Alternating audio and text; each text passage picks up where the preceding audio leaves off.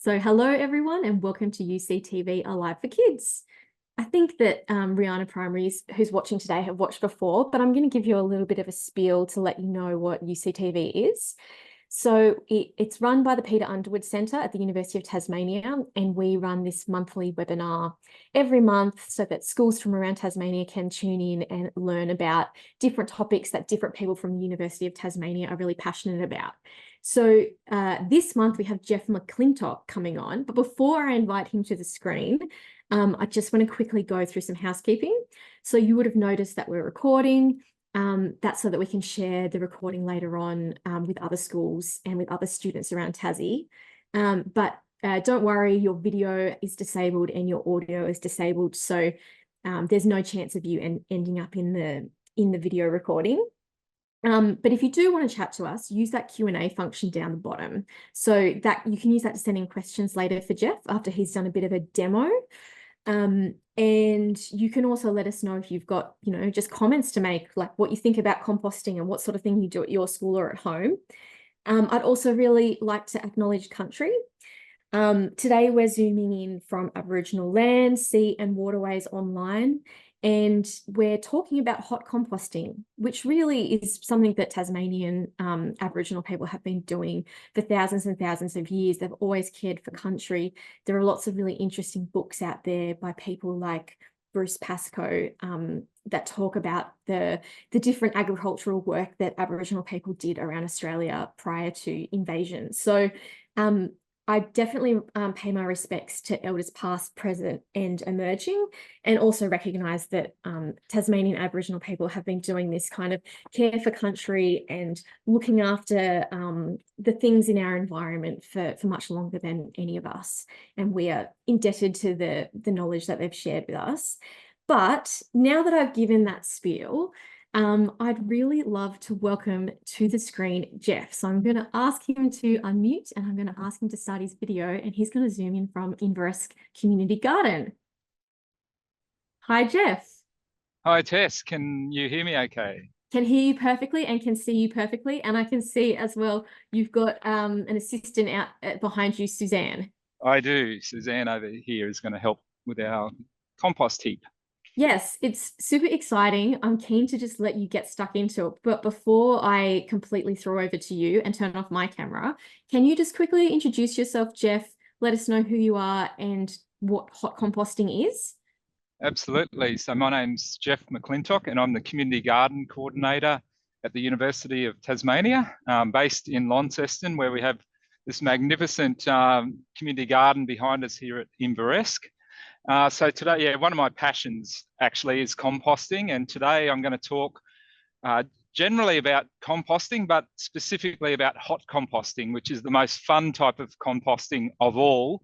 It's a bit like doing alchemy in the garden. You mix together all the right ingredients, the right level of moisture and the right amount of air, and the microbes that naturally occur in those materials just go ballistic, multiplying and consuming all of the organic matter, creating a lot of heat and breaking it down really quickly in a process that we call hot composting.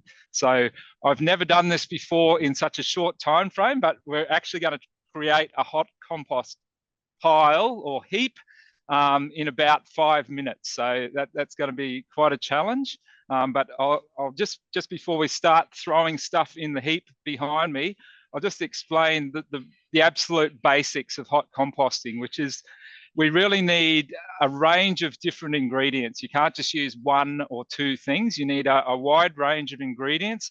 And we're generally looking at a group of ingredients that are high in carbon and a group of ingredients that are high in nitrogen. And I've got some of these pre-prepared, just like a good cooking show, to show you. So we'll start off, actually, before we do that, I'll just start off by showing you what the actual compost looks like, which is, this is finished compost. It's beautiful, deep brown color. The smell is absolutely gorgeous. There's nothing offensive at all about the smell of good compost. In fact, I'd say it smells like a walk in a damp forest. So that's what we're aiming to produce. And the reason that we do this is that it recycles the nutrients that are in all those different ingredients enables us to put them back into the soil to enrich our soil in the garden.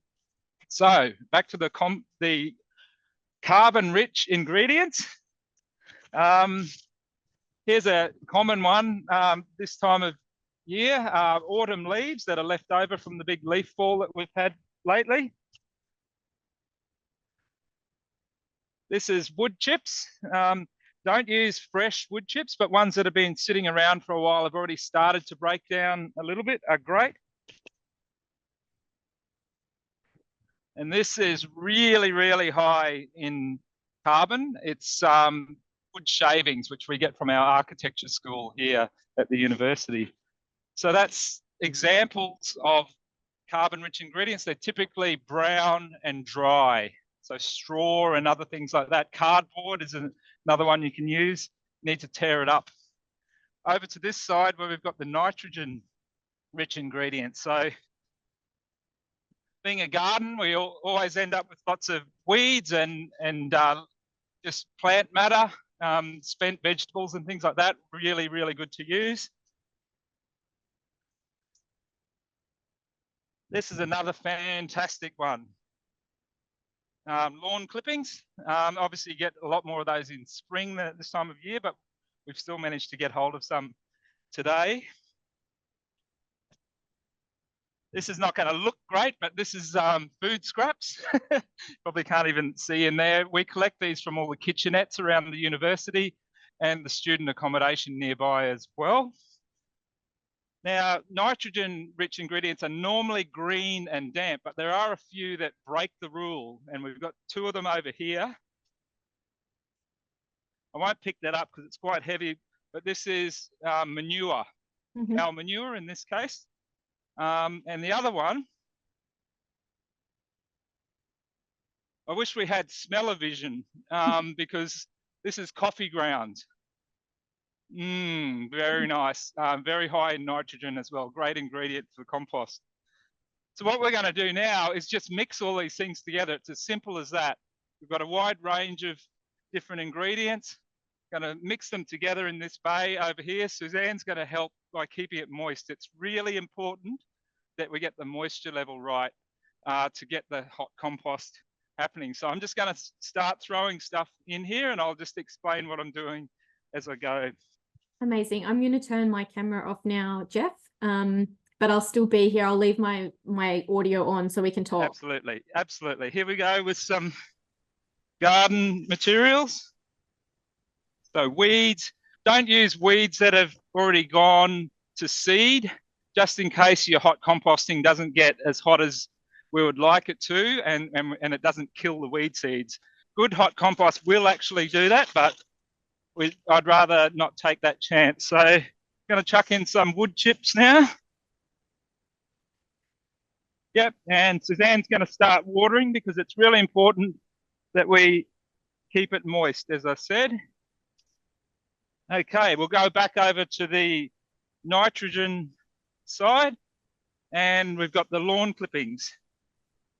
In they go. So you're going nitrogen, carbon, different layers? Yeah, that's right. Yeah, I'm not a big fan of you hear people talk about layering it like lasagna. You don't really have to do that. The main thing is that you get the rough ratio right. You actually want them all to be mixed together. The sooner they mix together, the sooner they'll start heating up and composting. So going wood shavings now. Suzanne's watering all the time. The reason that we've got Suzanne watering constantly, and obviously we normally wouldn't be doing it as quickly as this, is that you can't leave it to the end to add the water. If you put all the ingredients and then just water from the top, a lot of the water will just run off over the sides and it won't actually get everything as moist as we need it to. Back over to nitrogen. We'll go our food scraps here. These can be a bit smelly sometimes.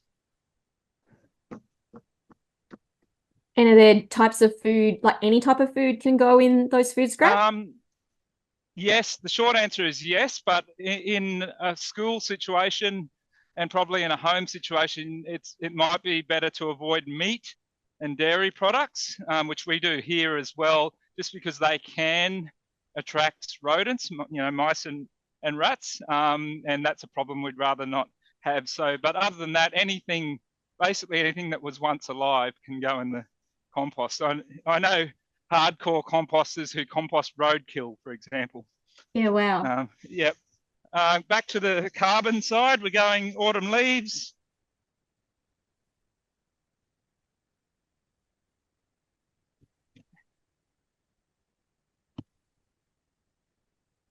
Looks beautiful with the Yep, leaves. starting to get there. I'm just going to grab a fork and just give it a bit of a mix. Yeah. You'll want to be doing this. You want to be taking longer than 5 minutes, like we're doing, but to make sure you get it all mixed through and nice and moist. Okay, time for the manure. How's the manure smelling?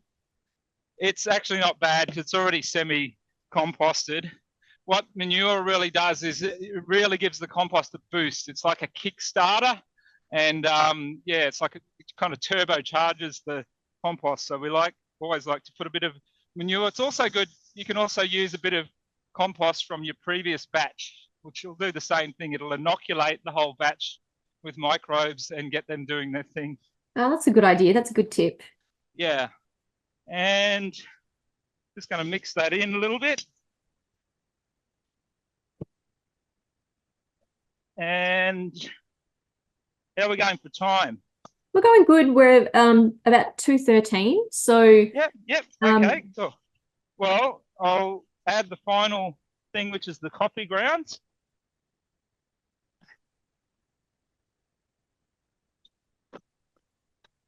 That's the finished compost over there. We don't need to add that in yet. So that's basically it. Now, in terms of the size of the heap, you do want to do it bigger than what we've just done here. Mm-hmm. That's about half a cubic meter, I would say. You really want your heap to be about a cubic meter.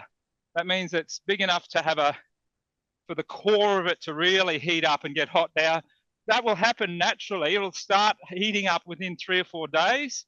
And I would say within a week, that'll be up around 60, 70 degrees. And that's the temperature that we want to kind of keep it at. You do need to aerate it a little bit occasionally, but whenever you aerate it, it will cool down. So you have to kind of balance the aeration and allowing it to just sit and heat. But that's pretty much it. Keep it moist, keep it aerated to whatever degree it needs. And one of the indicators there is whether it's smelly. If it gets a bit smelly, give it an aerate. And within about 6 weeks, we should have really, really nice compost. So there you go. Amazing. So when you said it should be about 1 cubic meter, is that about the size of the bay that's to the left of the one that you've been working on? Yeah, these are actually a little bit more than a cubic meter. So cubic meter is obviously a meter by a meter by a meter. Pallets, which this is not made of pallets, but it's the same size as pallets. They're often used to make compost bays, and that's a really good way of doing it. They're 1.2 meters square. So you do end up with more than a cubic meter. So in that case, you just don't need to fill it right up to the top necessarily. But if you can, that's great, because it will actually start breaking down really quickly and the volume will decrease quite quickly. Within a week, it'll have gone down by probably 25 or 30%. Yeah, amazing. Do you want to quickly show us some of the worms? Oh yeah, so worms are not part of this process because hot composting would just cook the worms. But with any compost, once it's cooled down, like the stuff we've got in the bays over here, that's actually come out of our composting machine. I'm not going to talk about that. You don't need a machine to do composting, although it's really handy having one.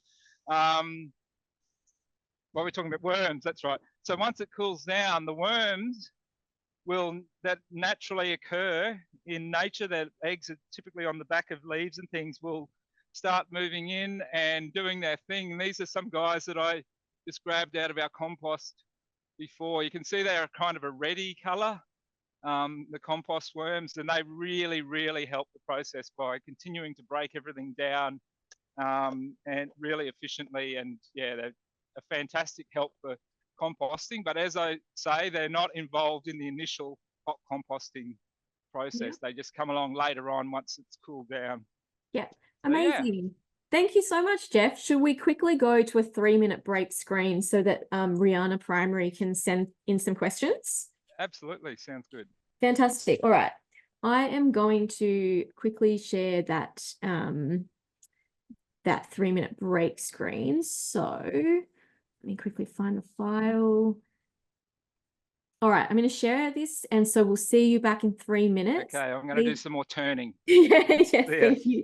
And Rihanna Primary, please feel free to, if you'd like to put the name of the student in. Put the name of the student in, let us know who's asking the question, and let us know what year level as well. We're really looking forward to hearing what questions you've got. Please send in any type of question. Jeff is really keen to answer them. So we'll see you soon.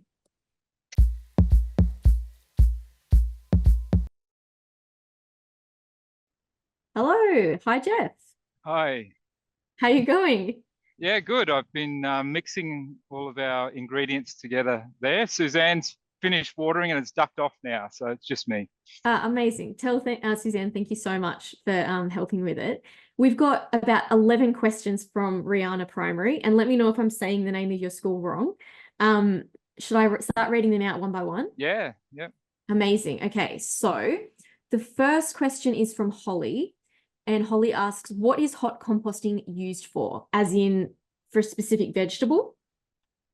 Yeah, no, the compost that is produced is the same as any other compost, and it can be used in the garden in the way that we use any compost. So you normally mix in about 10%, no more than 20% compost per volume of soil, just to add that organic matter, those nutrients back into the soil to improve the health of the soil. So you don't plant things directly into compost, you mix the compost in with the soil. So the idea of compost is to make your plants that you're growing or your vegetables growing healthier? Yeah, it's healthy soil equals healthy plants. It's as simple as that. So the number one thing in gardening is looking after your soil. Yep, amazing. Koa asks, is there any specific materials, foods that you are not allowed to use? That was kind of touched on before. It's not really anything that you're not allowed to use, but as I mentioned, there's a few things that you may choose not to use, just so that you don't create problems with rodents. So dairy products and meat are the main things there that I would advise, to be a little bit careful about. And I was thinking about that. What about things like sticks or branches or things like that? Can you put? Yeah, they're it's inevitable if you're using garden waste that you do end up with some kind of woodier, pieces, sticks and things like that. And they may not break down in one cycle, but it's not the end of the world. You can actually just put them through another cycle of the hot compost, by which time they probably will break down. But if you've got a lot of that, yeah, it's probably best to avoid it. But we're using even quite hard timber, so hardwood, in a chipped form if you're able to get it. And as I mentioned, allow it to just sit for a while, let it to kind of semi-compost before you put it in. That's actually a really good ingredient, we find. It's carbon rich and it's kind of the gritty texture actually helps break things down. Awesome. Harper asks, can you put it straight on your garden or is there a step in between?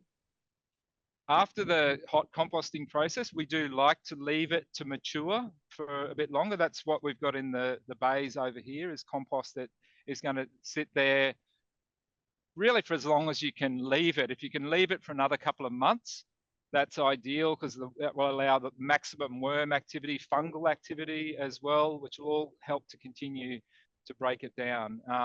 So yeah, the longer you can mature, it's like a good wine.